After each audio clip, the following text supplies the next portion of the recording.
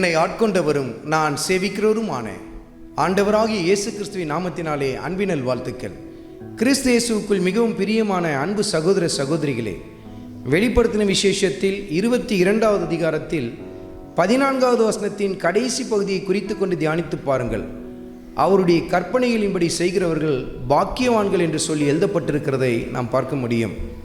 இன்றைக்கு ஒரு திரள் கூட்டம் அவருடைய வார்த்தையை கேட்கிறார்கள், இன்னும் சில பேர் வாசிக்கவும் செய்கிறார்கள்.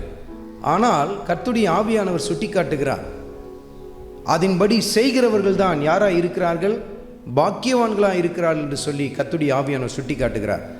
அருமையான மகனே, அருமையான மகளே, இன்றைக்கு கர்த்தருடைய வார்த்தை உன்னோடு கூட எத்தனையோ சமயத்தில் இடைப்பட்டு கொண்டிருக்கிறது. அதை கேட்கிற ஒரு மனிதனாய் மாத்திரம் நீ உன் வாழ்க்கையை வாழ்ந்து கொண்டிருக்கிறாயா? எங்கள் வீட்டில் ஒரு பைபிளுக்கு நிறைய பைபிள் இருக்குது, ஏன் ஒவ்வொருத்தருக்கும் ஒவ்வொரு பைபிள் இருக்குது என்று சொல்லியெல்லாம் நீ சொல்லலாம். ஆனால் அந்த வேதாகமத்திற்கு நீ எவ்வளவு நேரத்தை தருகிறாய், அந்த வார்த்தைக்கு நீ எந்த அளவுக்கு கீழ்ப்படுகிறாய் என்பதை நிதானித்து பாருங்கள் என்று சொல்லி கர்த்தருடைய ஆவியானவர் உங்களோடு கூட இடைபடுகிறார்.